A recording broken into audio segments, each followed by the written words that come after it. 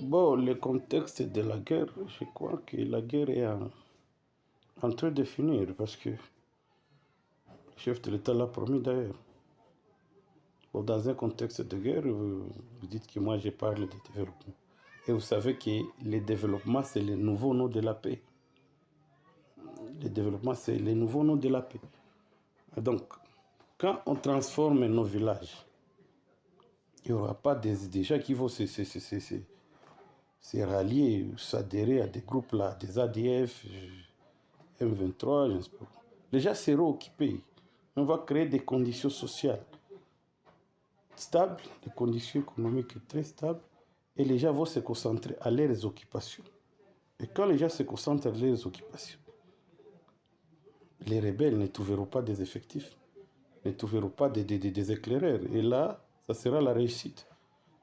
Donc, pour moi, je peux dire que croyez à nous, une fois nommé comme conseiller du chef de l'État en stratégie nationale de développement, il y aura des avancées significatives. Et d'ailleurs, il y aura toujours des changements.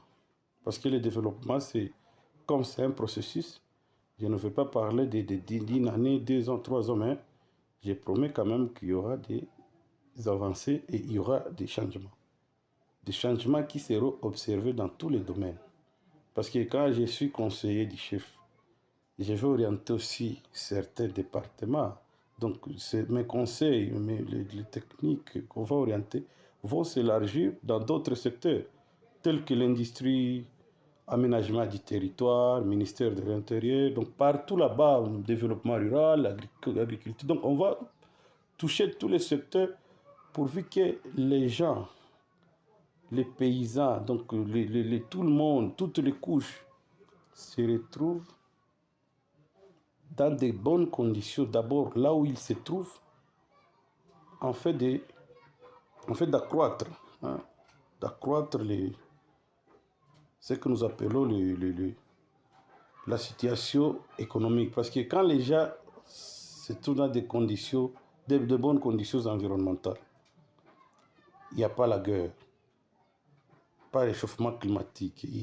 Les gens cultivent normalement, on développe des techniques, il y a des routes, je ne sais pas quoi, il y a des industries, des usines qui s'installent et que les gens se retrouvent vraiment non seulement bénéficiaires, mais aussi acteurs.